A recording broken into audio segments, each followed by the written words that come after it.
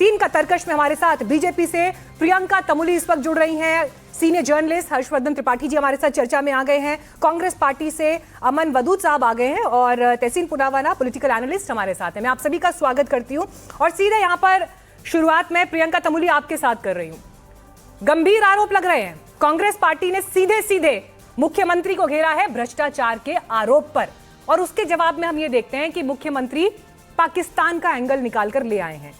चुनाव से ऐन पहले पाकिस्तान के इस एंगल के क्या मायने हैं? एक बार फिर से राष्ट्रवाद के मुद्दे पर आप चाहते हैं कि जनता वोट करे, ना कि असम के स्थानीय मुद्दों पर?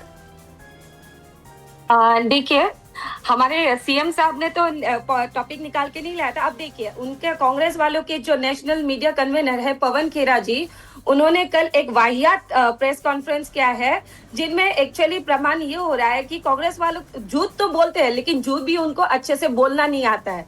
उन्होंने आरोप लगाया है हमारे मुख्यमंत्री के पत्नी रिनिकी भूया शर्मा के ऊपर कि उनके तीन नेशनल में तीन कंट्रीज में पासपोर्ट है, जबकि उनका जो पासपोर्ट उन्होंने एआई करके बनाया था उस पासपोर्ट का डिटेल्स ऑलरेडी आ चुका है और हमारे मुख्यमंत्री जी ने प्रेस कॉन्फ्रेंस करके सब बता भी दिया है। एक बंदा है पाकिस्तान का टीपू सुल्तान करके, जिसने पाकिस्तान इन अजमान एक जो उनका सोशल मीडिया है एक ग्रुप है, वहां पे उसने पोस्ट डाला था that he has lost his wallet. So वो जो पासपोर्ट का फोटो उन्होंने अपलोड कर रखा था, वही पासपोर्ट का यूज करके कांग्रेस वालों ने उनका फोटो हटा के रिनिकी जी का फोटो चिपका के उसको बोल दिया कि वो रिनिकी जी का पासपोर्ट है। इसीलिए मैं बोल रही हूँ, कांग्रेस वाले चोरी तो करते हैं लेकिन उनको चोरी करना भी नहीं आता। लेकिन मेरा आपसे एक सवाल है मैडम, जिस पर आरोप लगता है क्या अपनी सफाई वो खुद देगा? हाँ, अपना पक्ष रखने का अधिकार हर किसी को है, आप अपना अधिकार रखेंगे, लेकिन एक फेयर इन्वेस्टिगेशन होगा तभी तो सच सामने आएगा। जिस पर आरोप लगेगा, अगर वो इंसान ये कहेगा कि मैं निष्पक्ष हूं, अब मुझे निष्पक्ष मान लिया जाए, मैं बिल्कुल ठीक हूं, मेरी छवि साफ है, तो ये तो आरोप लगाने वाला कैसे अपने आप को सर्टिफिकेट दे सकता है? जांच होगी ना, इन्वेस्टिगेशन होगी तभी तो पता चलेगा। हाँ जी, केस तो हमारे देखिए हमारे तरफ से तो ऑलरेडी केस लॉन्च कर दिया गया है और हमारे तरफ से सब तो प्रमाण कर दिया गया है। जो कांग्रेस चाह रहे थे फेक नैरेटिव सेट करने की, कि एक वाहियात झूठ फैलाने की जो कोशिश कर रहे थे, ठीक है, वाहियात झूठ फेक नैरेटिव। अमन वदूद साहब, उन्होंने तो साफ कह दिया, आर्टिफिशियल इंटेलिजेंस से आप लोगों ने जो सबूत सामने रखे हैं, सबूत क्या, जो तस्वीरें सामने आ रही है पासपोर्ट की, फेक है। अगर आप लोगों के पास वाकई कोई सबूत है तो उसे भी करिए सार्वजनिक, कल करना चाहिए था सार्वजनिक, सीएम ने तो खारिज कर दिया। देखिए, सार्वजनिक हमने करके रखा है, पहले ये डिसाइड करे कि ये एआई है या पाकिस्तान से लाया गया है। कल तक ये लोग एआई बोल रहा था, रात को पाकिस्तान का नैरेटिव चला रहे हैं। देखिए, कुछ प्रश्न हैं जो इनको देना चाहिए। पहला प्रश्न ये है कि ये लोग बताए कि इनके जो मुख्यमंत्री है उनके जो धर्म पत्नी है उनके प्रॉपर्टीज दुबई में है कि नहीं, उनके पास ये गोल्डन पास है कि नहीं दुबई के।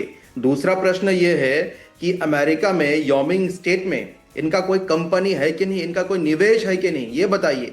तीसरा प्रश्न ये है कि अगर ये सब है तो आपके मुख्यमंत्री जो जालूकबारी से कैंडिडेट है, उन्होंने एफिडेविट में जो चुनाव आयोग के सामने जो एफिडेविट है वहां पे झूठ बोला है क्या? अगर झूठ बोला है तो इनका रिजेक्ट होना चाहिए कैंडिडेचर। हमने आज इलेक्शन कमीशन में सीईओ जो चीफ इलेक्शन ऑफिसर है असम के, उनके चीफ इलेक्टोरल ऑफिसर, उनके सामने जाके आज जो हमारा कैंडिडेट है विदिशा नियोग, जो मुख्यमंत्री के खिलाफ लड़ रहे हैं, हमारे कांग्रेस के कैंडिडेट, हमारे कुछ वरिष्ठ नेता, हम लोग सब जाके आज मेमोरेंडम सबमिट किया। आज हमने चुनाव आयोग को बोला है कि आप इसके ऊपर इंडिपेंडेंटली इन्वेस्टिगेट कीजिए और देखिए कि इनका जो एफिडेविट है उसमें से विलफुल नॉन डिस्क्लोजर क्या है। बड़े आरोप यहाँ पर लगा दिए हैं। हर्षवर्धन जी, कैसे फैसला होगा कौन सच्चा है कौन झूठा है? फैसला कैसे होगा? अब आरोप तो लगे हैं सर, आरोप लगे हैं, फैसला कैसे होगा लेकिन कौन तय करेगा? या सिर्फ ये आरोप भी चुनावी हैं? देखिए, मुझे लगता है कि ये तय करने का काम तो एजेंसीज का है और वो चाहे पुलिस हो या फिर जो सेंट्रल एजेंसीज होती हैं उनको तय करना चाहिए, क्योंकि गंभीर आरोप लगाए। लेकिन मैं जो लास्ट पोस्ट देख रहा हूं जो उनकी पत्नी है हेमंत विश्व शर्मा की, उन्होंने साफ साफ कहा है गौरव गोगोई की पोस्ट पर कि न तो मेरा, मेरे बच्चों का, मेरे पति का कोई भी बिजनेस इंटरेस्ट दुबई में नहीं है और कोई गोल्डन कार्ड जैसा नहीं। उन्होंने फिर एक और सवाल पूछ दिया जो पहले भी हेमंत विश्व शर्मा आरोप लगाते रहे कि आपकी पत्नी का पाकिस्तान के किसी बैंक अकाउंट, कोई बैंक अकाउंट था क्या? मुझे लगता है कि जिस तरह से हेमंत विश्व शर्मा हमलावर रहे गौरव गोगोई के ऊपर और कांग्रेस के सारे बड़े नेताओं को तोड़कर भारतीय जनता पार्टी में ले आए, भारतीय जनता पार्टी के सामने कांग्रेस की असम में जो पॉलिटिकल पोजीशन है वो बहुत खराब है। जो लोग भी असम में बात करेंगे, असम जो रिपोर्टर जा रहे हैं, जो वहां से रिपोर्ट आ रही है, कांग्रेस लगभग गायब सी दिखती है। उसमें कांग्रेस की बड़ी रणनीति के तौर पर दिखती है और मुझे लगता है कि पूरी तरह से चुनावी है, लेकिन निश्चित तौर पर इसकी जांच की जानी चाहिए क्योंकि पवन खेड़ा कांग्रेस के बड़े नेता हैं, उन्होंने आरोप लगाए और जो कुछ थोड़ा सा संदेह भी पैदा करता है, जैसे एक लाइन मुझे नहीं समझ में आई कि मुस्लिमों से नफरत की राजनीति करते हैं और मुस्लिम देशों के पासपोर्ट इनकी पत्नी के पास है। प्योर पॉलिटिकल स्टेटमेंट लगता है। 3 अप्रैल को एक कंपनी व्योमिंग में बन जाती है, हेमंत विश्व शर्मा ने 99 या $199 से दूसरी कंपनी बना दी। गोगोई आपके सवाल पे जवाब ले लेती हूँ अमन वादूद से। अमन वादूद साहब, मुझे एक बात बताइए, ये लड़ाई क्या पर्सनल हो गई है क्या? ये लड़ाई निजी हो गई है ऐसा लग रहा है, क्योंकि राहुल गांधी एकदम खुलकर लिखते हैं कि हेमंता जेल जाएंगे, सबसे भ्रष्ट और सांप्रदायिक मुख्यमंत्री हैं। मुझे हैरानी इस बात की हो रही है कि चुनाव से मात्र 15-20 दिन पहले ये आरोप जिस तरह से प्रेस कॉन्फ्रेंस में लगाए गए हैं, क्या असम के स्थानीय मुद्दे शून्य हो गए हैं, गौण हो गए, एकदम हाशिए पर चले गए हैं? देखिए पहली देखिए पॉइंट नंबर 1, जो भ्रष्ट है उनको भ्रष्ट ना बोले। जब जो सबसे भ्रष्ट मुख्यमंत्री है, अगर हम फैक्चुअली बात करें तो हम पर्सनल हो जाते हैं। जो सबसे कम्युनल, जो हमेशा हेट अगर राहुल गांधी जी को लगता है कि भ्रष्ट है तो उससे तय हो जाएगा क्या? देश की अदालत तय करेगी ना सर। किसी को लगने से कैसे हो जाएगा कि हेमंता विश्व शर्मा जो है भ्रष्ट है या सांप्रदायिक है? लगने से क्या हो जाएगा? मेरे बात तो आप खत्म करने दीजिए। वैसे तो आप बीजेपी पे बहुत कुछ बोलते हैं, तो होना पड़ेगा ना सर। अरे बीजेपी पे बहुत कुछ बोलते हैं, साबित करते हैं क्या बात कर रहे हैं आप? अरे ये डेमोक्रेसी है, ये डेमोक्रेसी है। ये देखिए, बहुत सारे हम लोग पॉलिटिशियन हैं और हम लोग लोगों का मुद्दा सामने रखते हैं। आपने बोला कि लोगों का मुद्दा अपने सामने नहीं रखा, हम लोगों के मुद्दा रख रहे हैं, इसीलिए बीजेपी इतना पर्सनल होता है। गौरव गोगोई जी के पीछे 2025 से लगे हुए थे। पाकिस्तान का लिंक है, पाकिस्तान का एजेंट है, आईएसआई का एजेंट है। 1 साल बाद क्या एविडेंस है इनके सामने? बताइए क्या एविडेंस है? हिंदुस्तान का सबसे 3rd क्लास मूवी इन्होंने बनाया है, सबसे फ्लॉप मूवी इन्होंने बनाया है। तो पर्सनल तो ये हो जाता है। अमन वादूद का बड़ा सवाल है, इस पे प्रियंका तामुली से जवाब दूंगी कि अगर आपके पास जानकारी है कि कोई पाकिस्तान का जासूस है तो फिर वो व्यक्ति बाहर खुली हवा में सांस क्यों ले रहा है? ये सवाल है, जूलूंगी ये जवाब। तहसीन पुनावाला, पहले आपकी ओपनिंग रिमार्क सर। चुनावी लड़ाई जिस पर्सनल एजेंडे पर आ गई है, जहां पर एक दूसरे की पत्नी पर सवाल खड़े करना, परिवार पे सवाल खड़े करना, बच्चों पे सवाल खड़े करना, कहां किस दिशा में जा रहा है असम का चुनाव? थैंक यू मीनाक्षी जी, मुझे आपके साथ शो में शिरकत करने का मौका मिल रहा है। 2 या 3 चीज, वाकई बहुत दुर्भाग्य की बात है कि आसाम के आवाम के सामने जो चॉइसेस है, 2 पॉलिटिकल पार्टीज, हालांकि मैं कांग्रेस का वोटर हूं, हमेशा रहा हूं, कभी भी मैंने बीजेपी को वोट नहीं किया, बीजेपी के खिलाफ हो, लेकिन दोनों पॉलिटिकल पार्टीज ने इसको निजी कर दिए। इसमें कोई संदेह नहीं कि शुरुआत हेमंता जी ने किया था, गौरव जी की पत्नी को अटैक किया, उसके बाद वो जो कहा कि पाकिस्तानी। देखो इसमें एक सवाल है, अगर गौरव गोगोई पाकिस्तानी एजेंट है, वो पार्लियामेंट में किसके बाजू में बैठे? आदरणीय अमित शाह जी और आदरणीय नरेंद्र मोदी जी के बगल में। आज इस प्रेस कॉन्फ्रेंस को भी 2 महीना हो गया जब हेमंता जी ने क्या था संडे को, आज तक आपने इसको सिद्ध नहीं कर पाए। उनकी पत्नी क्रिश्चियन है, उनके बच्चे क्रिश्चियन, इसे क्या लेना देना चुनाव का? इसे कोई मतलब नहीं होता, उस पर आपने अटैक किया। अब कांग्रेस ने पलटवार किया, इससे फायदा कुछ नहीं होने वाला है आसाम के लोगों को। हर्षवर्धन जी यहाँ है स्क्रीन पर मेरे सामने, ये मेरी बात से, इस बात से इत्तेफाक रखेंगे। आसाम के लोगों को इससे इत्तेफाक नहीं होना, कोई इत्तेफाक नहीं होना। ये बात जानिए अब कोर्ट में दोनों एक दूसरे पर डेफोमेशन का केस करेंगे और मामला चलेगा। फिर राजनेता आएंगे टीवी के ऊपर और कहेंगे कोर्ट को सारी ताकत मिल जाती। पॉलिटिकल लड़ाई एजेंसीज के द्वारा और कोर्ट के द्वारा नहीं लड़नी चाहिए। पॉलिटिकल लड़ाई पॉलिटिकली लड़नी चाहिए। ये जो इस तरह का स्तर गिर चुका है भारत में, मैं हर कॉन्टेक्स्ट में कहता हूं ये बहुत गलत हो रही है, जनता का फायदा नहीं हो रहा। और कौन इसमें कौन ऊपर बैठा है? बड़ी बात तहसील पुनावाला की, कौन सच कह रही है? राजनीतिक लड़ाई राजनीतिक तरीके से लड़ी जाए, राजनीतिक तरीके से लड़ी जाए, लेकिन जो इस वक्त हो रहा है, जो निजी लड़ाई जो बन गई है, पर्सनल लड़ाई बन गई, इस पर सवाल है। प्रियंका जी मुझे ये बताइए, जो सवाल अभी कुछ देर पहले अमन साहब ने उठाया, आप कहते हैं कि वो पाकिस्तान के एजेंट है। अगर इतने बड़े इनपुट सरकार के पास हैं तो खुली हवा में सांस कैसे ले रहे हैं फिर वो लोग जो पाकिस्तान के एजेंट है? एक्शन देखिए, होना चाहिए first ना? तो मैं हाँ एक्शन जी, होना चाहिए। क्यों डरते हैं आप लोग एक्शन लेने से? और क्यों ना माना जाए फिर ये चुनावी बयान है? देखिए, फर्स्ट तो उन्होंने एक कंपनी की बात की थी, ये पासपोर्ट के संदर्भ में ही। कल रात को हमारे यहाँ से भी एक गौरव एलिजाबेथ 786 करके $200 खर्च करके एक कंपनी फॉर्म किया गया है।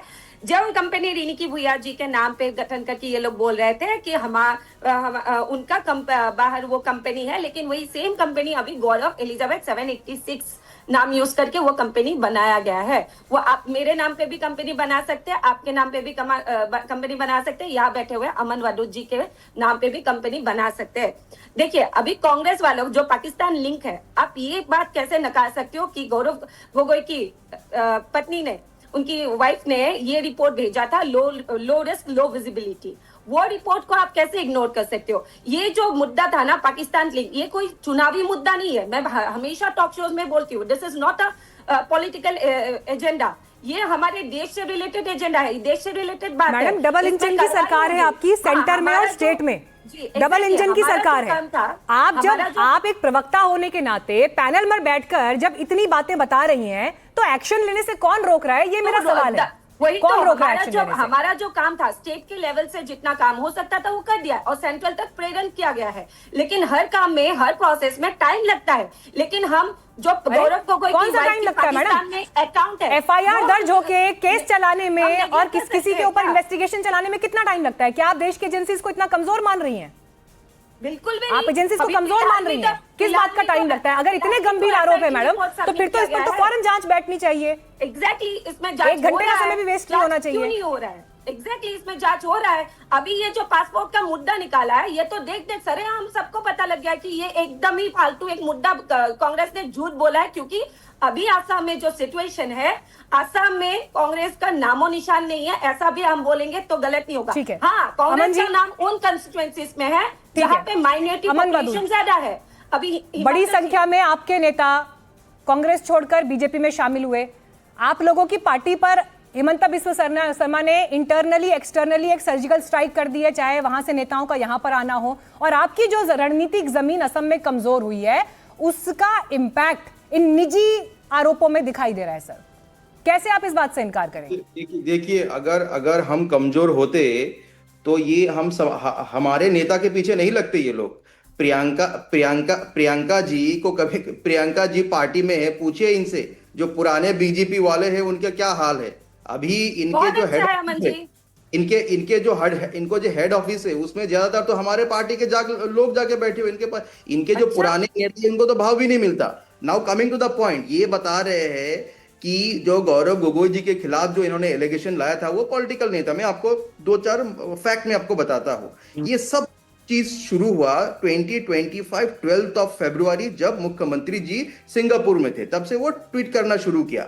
फिर आके 17 फरवरी 2025 को इन्होंने एसआईटी का फॉर्मेशन किया। बोला कि 10 सितंबर को रिपोर्ट आएगा, कार्रवाई होगा, अगर नहीं होगा तो इस्तीफा दे देगा, कभी घर नहीं जाएगा। 10 सितंबर आया, 10 सितंबर चला गया, अक्टूबर गया, नवंबर गया, जनवरी गया, फरवरी में जाके इलेक्शन से पहले ये जो सो कॉल्ड इन्वेस्टिगेशन का रिपोर्ट था वो जारी किया। उस रिपोर्ट में भैया कुछ नहीं है। एक साल तक इसको पंचायत इलेक्शन, इसको हर तरीके से इसको पॉलिटिसाइज करने की इन्होंने कोशिश की। और ये विधानसभा चुनाव से पहले ये रिपोर्ट को उन्होंने जारी किया, जिस रिपोर्ट में जो इनका चुनाव क्या सोशल मीडिया पर लड़ा जाएगा? सोशल मीडिया पे किसने कितना एक दूसरे के ऊपर कीचड़ उछाला, क्या हुआ, ये सवाल है। हर्षवर्धन त्रिपाठी जी, सर मेरे को ये बताइए, क्या राहुल गांधी और हिमंता बिस्वा शर्मा के बीच कड़वाहट इस स्तर पर पहुंच गई है जो अब इस तरह की प्रेस कॉन्फ्रेंसेस और बयानों में दिखाई दे रही है?